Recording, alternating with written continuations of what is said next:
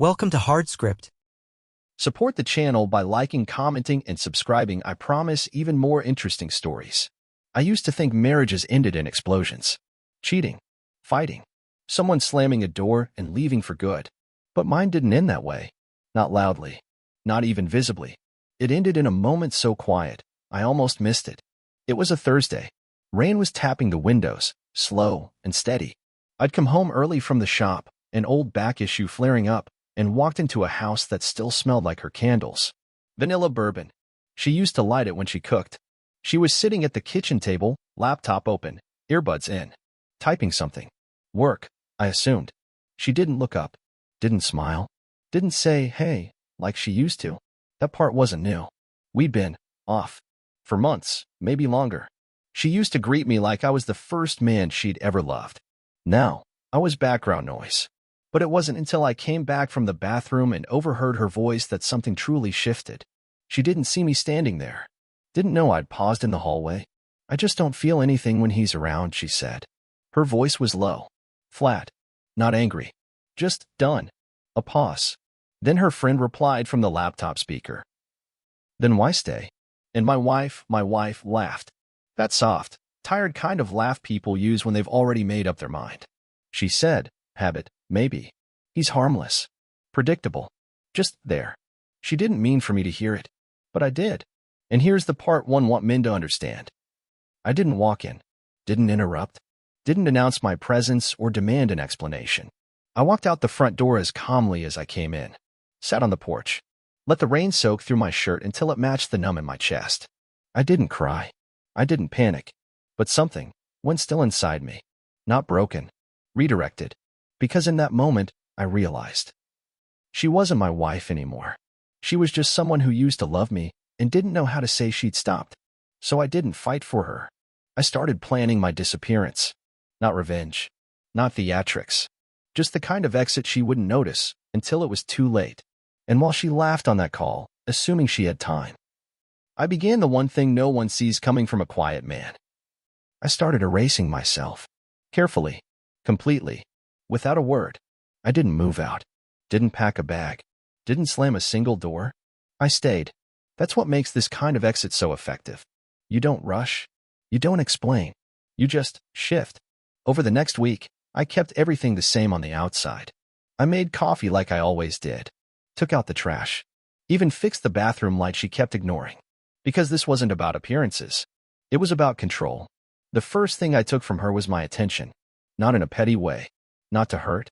Just removed. I stopped initiating conversation. Stopped texting her during the day. Stopped trying to check in like a well-trained house pet begging for scraps of affection. She noticed fast. One night, she asked, "Is everything okay?" I nodded. Sure. That was it. No follow-up. No over-explaining. She blinked like I'd short-circuited her expectations. Because here's what women like that don't expect. Stillness. Silence. They expect emotion. Reactions. Please. But when a man goes quiet, not out of weakness, but out of certainty, there's nothing more dangerous.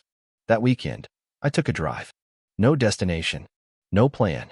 Just needed space. When I came back, she asked, "Where were you?" I looked her dead in the eye. Out. That one word did more damage than any argument. She stood there, arms crossed, waiting for more. I want to take a shower. After that, it got colder. I stopped reminding her about birthdays. Stopped ordering her supplements like I used to. Stopped buffering her mistakes with my time, money, and effort. And not once did I raise my voice. Because I wasn't punishing her. I was preparing her. For what it feels like when the man you take for granted starts preparing an exit with military precision. I wasn't cheating. Wasn't lining up a replacement. No. I was returning to someone I'd forgotten. Me. The man who used to lift weights every morning. Who handled his business with no one watching. Who didn't need validation to know he was valuable. The man she used to admire before she got too comfortable. And every day that passed, I gave her less of me. Not out of spite. But because once you realize you've been standing alone in a relationship for months, you stop carrying someone who won't even reach back. The silence didn't scare her at first. She thought it was a phase. A mood. That I'd get over it like I always did. But she didn't understand this time I wasn't distant. I was done. A week after the shift, she started poking at the cracks. "Are we okay?" She asked one night while we were folding laundry. We're fine, I said without looking up. She paused like she wanted to press it, but didn't. She was still testing the surface. Still convinced it would hold. It wouldn't. I stopped asking where she was going. Stopped checking if she got home safe. Stopped noticing the little things she always made sure I noticed: new hair, new perfume, that slightly too revealing top. She wore it around the house one night like bait. Walked past me twice. Brushed my arm. I said, "You're in my way," and moved around her. That's when her expression changed. Not angry, panicked. Because she was realizing the power dynamic had shifted. That I wasn't chasing anymore. And when a man stops chasing, she either steps up or watches you walk. She started cooking again. That same chicken pasta she used to make when we first moved in together. I thanked her. Ate in silence. Did the dishes. And went back to my office. No kiss. No cuddle. No, thank you for trying. She wanted credit for showing up one time. I've been doing it every day for years. Then she tried the guilt route. I feel like I'm walking on eggshells, she said one morning. I nodded. That makes two of us. She stared at me like I just slapped her. But I didn't raise my voice. Didn't explain. Didn't soften the truth. Because here's what they don't tell you. When a man gives his all, every day, without complaint, and the woman he loves calls that too much, he doesn't get loud. He gets precise. I started sleeping earlier. Getting up before sunrise. Hitting the gym like I had something to prove, but not to her. She noticed the difference. The posture. The tone. The look in my eyes. You look different, she said one night. I feel different, I replied. That's when it hit her. This wasn't burnout. This was rebirth. And if she didn't catch up soon, she'd be staring across the kitchen table at a stranger. One who used to love her enough to move mountains. But now wouldn't even move his chair. 2 weeks into the silence, she started performing. Not for me. For control. Clean counters. Full meals. The kind of homey effort I hadn't seen since our 3rd anniversary. She thought she was fixing things. She wasn't. She was rehearsing a version of us that no longer existed. One night, she brought out wine and turned on one of our old favorite shows. Waited until I sat down, then slid closer. Rested her hand on my leg. I didn't flinch. I didn't move. Just looked at her and said, I already know how it ends. She froze. Not because she understood the reference, but because she realized I wasn't talking about the show. She laughed nervously. You're really holding on to that, huh?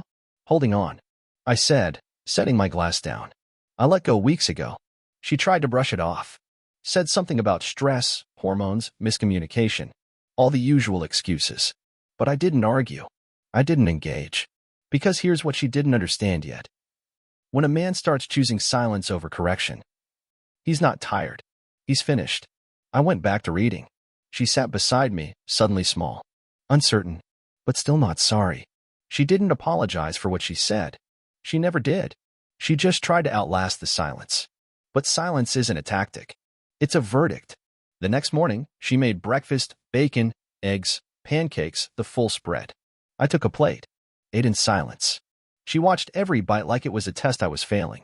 You're really not going to talk to me, she finally said. I looked up. I am talking. You're just not used to this version of me. What version is that? The one who stopped explaining why he stayed. She blinked, tears welling up for the first time. But that's not when I softened. That's when I stood up, cleared my plate, and left the house for a 4-hour hike. No words. No heads up. She called once. I let it ring. She texted, Are we really doing this now? I replied, We already did. From that point on, the game changed.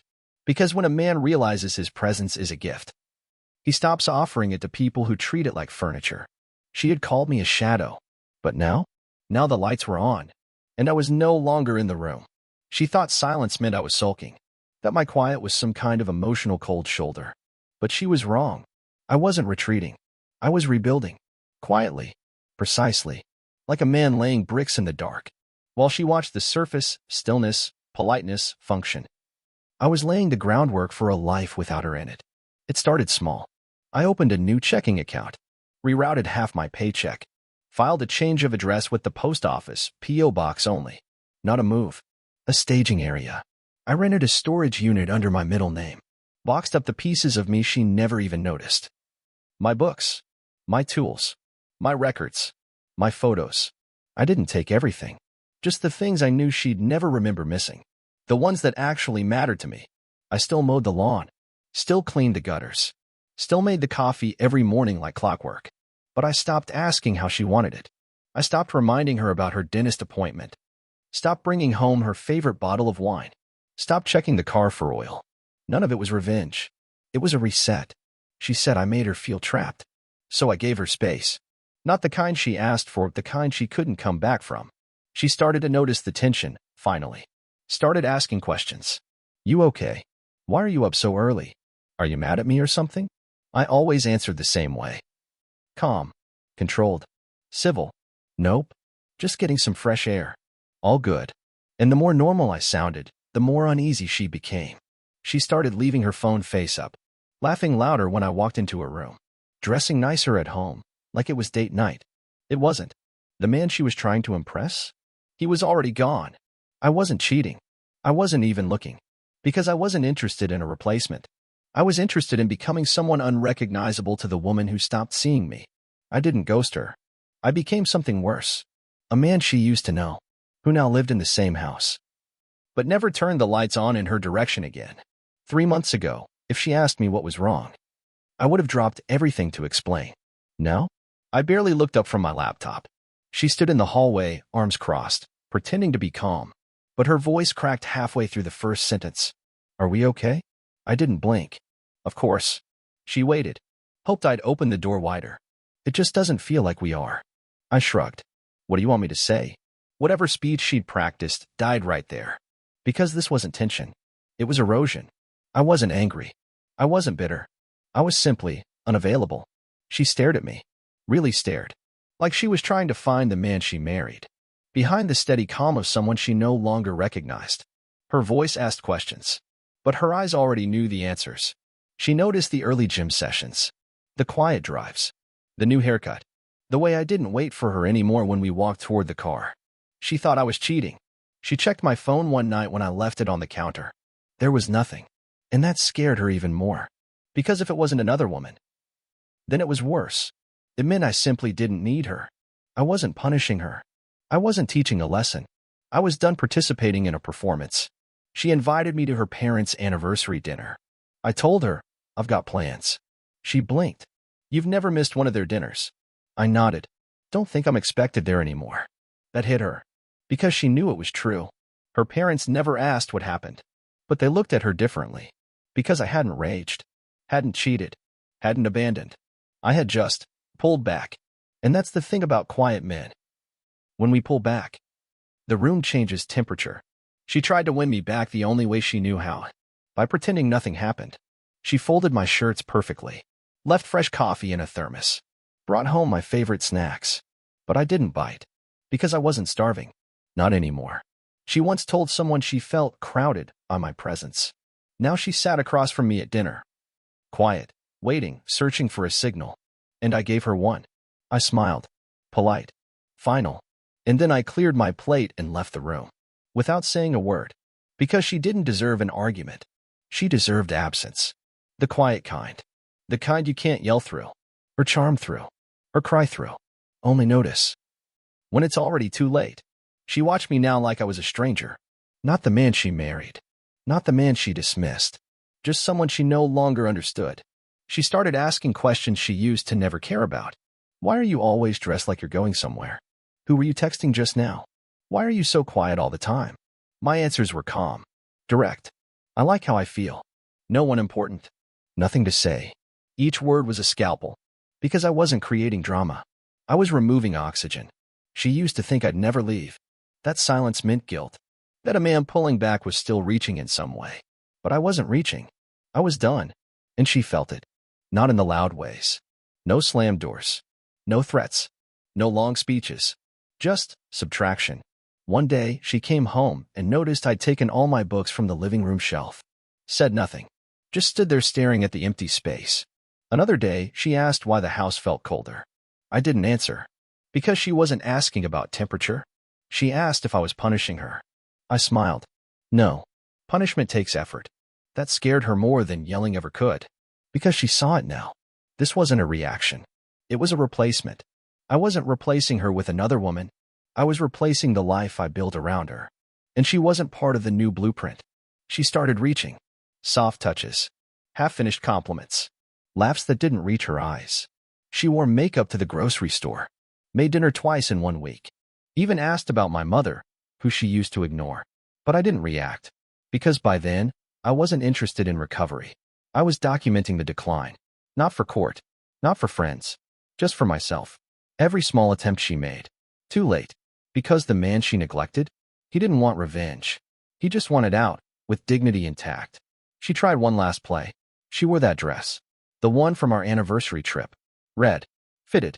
Confident. She stepped into the kitchen like she wanted to be seen. I looked up. Paused. Then returned to the cutting board without a word. That was the moment she knew. I was gone. Still sleeping in the same house. Still sharing a last name. But emotionally, I had already moved out. Not to punish. Not to manipulate. Just to breathe. And soon, I'd be breathing somewhere she'd never find me again. She stopped accusing. Stopped joking. Stopped pretending nothing was wrong. Instead, she just hovered. Like someone afraid of slipping on ice she didn't know she laid. One evening, she stood in the hallway, hands folded like a nervous schoolgirl. I think we should talk. I didn't look up from my laptop. Okay. Silence. She wasn't expecting permission. She was expecting resistance. The script fell apart. She started. I feel like we're disconnected. I closed the laptop. Calm. We are. That stunned her more than anger would have. She waited for me to say more. I didn't. So she filled the air herself. Look, I know I haven't been easy lately. Work's been. I raised a hand. You don't need to explain. It's already done. What's done? I stood. Everything that used to make this worth fighting for. Her mouth opened. Then closed. No tears. Not yet. Just recognition. Because somewhere deep inside, she knew. This wasn't reparable. I had stopped needing anything from her. That's when power changes hands. She followed me to the kitchen. You're really giving up? No. I said, pouring water. I'm just done playing dead in a marriage you walked out of months ago. Her eyes darted, looking for something to hold on to. But I'm still here. No, I said again. You left the second you decided I was background noise. She whispered. I didn't mean to. I looked her dead in the eyes. That's what makes it worse. Because if she had made some grand exit, some affair, some betrayal, I could have pointed at it, burned it, buried it. But instead, she just stopped showing up. Quietly, passively, day by day. And now, she wanted credit for still physically being here? No, too late. The next morning, I met with the realtor. The week before, I'd already signed a lease across town. Small place, clean lines, no ghosts. I didn't pack all at once. Just a suitcase, a laptop, 2 boxes. I'd been ready for weeks. The rest was noise. I didn't tell her, didn't announce it. Because a man who announces his departure still wants to be heard. I didn't. I just wanted to be gone. And I knew what day it would happen. The Saturday she planned her solo wellness weekend. 3 nights at a mountain spa. Yoga. Journaling. Some curated illusion of clarity. Perfect. Let her go find herself. Because when she came back, she'd find something else missing. Me. Saturday morning came. She packed like she was going on a journey of self-discovery. Folded leggings, herbal teas, scented oils. She kissed me lightly on the cheek, like a woman who still had her husband. Take care of yourself while I'm gone, she said. I just nodded. And that was the last thing she ever said to me face to face. Because 5 minutes after her car turned the corner, I opened the closet and pulled out the bag that had been packed for weeks. The office was already empty. Important documents? Gone. Photos? Digital copies. Originals shredded. The storage unit across town? Already half full. Everything else? Let her keep it. Let her keep the couch she never let me pick. The pillows arranged for Instagram. The framed quotes about balance and love that never applied to me. I wasn't taking furniture. I was taking freedom. The key I left on the kitchen counter. No note. No explanation. Just a silence she'd have to sit in. By noon, I was checked into a corporate apartment under my name alone. Simple. Clean. Quiet. Exactly what she used to say I was, until she realized that was her only source of peace. At 3:17 p.m., I got the first text. Did you go out? I didn't answer. At 5:40. Where are you? Then 6:01. Babe? I muted the thread. By 9 o'clock, she'd arrived back at the house. Early. Panicked. The Ring camera recorded her trying the door. It opened. Of course it did. I didn't lock her out. She walked into a home that felt hollow. Not empty, but absent. There's a difference. Everything was still there, except the one thing she never thought would disappear. Me. She didn't cry right away. She paced. Room to room. Open drawers. Open closets. Called my name once. Then again. Like it might echo back. It didn't. Later that night, I checked the messages again. Is this how you leave? Without a word? After everything? I thought about responding. For 1 second, I considered writing some grand closing statement. A final monologue. One last performance. But then I remembered. She already gave the final word, weeks ago. When she said I suffocated her. When she decided I was just there. In the way. So I typed exactly what needed to be said. No more. No less. You gave the speech. I just listened. Then I blocked the number. Not to be cruel. But because when a man walks away this quietly, it means he's been leaving for a long, long time. I never went back. Not to check the mailbox. Not to grab a jacket. Not for closure. Because closure is a luxury you don't owe someone who dismissed your presence until it vanished. She tried calling from a new number 2 days later. Left a voicemail I never played. Then came the email. Long, flowery. Some version of, I didn't know what I had until it was gone. But I wasn't gone. I was free. You see, she used to complain I was too available. Too steady. Too predictable. She said she felt like she was living in a loop. So I gave her chaos. The kind where no one answers the phone. Where the fridge isn't stocked. Where the silence isn't comfortable, it's deafening. I heard, through a mutual friend, that she took a leave from work. Personal time. Translation. Unraveling. They said she looked thinner. Not in a good way. The kind of weight loss that comes from pacing rooms instead of sleeping in them. They asked me if I was okay. I said I was doing better than I had in years. Because I was. I'd reclaimed my mornings, no more quiet resentment over coffee. Reclaimed my evenings, no more waiting for a woman who didn't even look up when I walked in the room. The day the divorce papers were signed, she didn't look at me once. Not until it was over. Then she asked, almost a whisper, "Do you really think I never loved you?" I paused. Thought about lying. But I'd given her enough kindness already. So I told the truth. I think you loved what I did. What I provided. What I solved. But me? No. I think I was just convenient. She flinched. Not because I raised my voice. But because I didn't. There's something brutal about calm honesty. You can't argue with it. We shook hands. No hug. No tears. Just the final act of two people who let something sacred rot in silence. I walked out of that office with no keys, no photos, no keepsakes. Just clarity. And the strange, healing comfort of knowing. I never want to be needed like that again. Not tolerated. Not background noise. Not a placeholder until something shinier comes along. She once said I made her feel claustrophobic. No? Now she has all the space in the world. And I have peace. Not the peace that comes from forgiveness. The kind that comes from finally telling the truth. To yourself. And walking away from anyone who won't do the same. Real men don't explode. They exit. Subscribe for more power stories.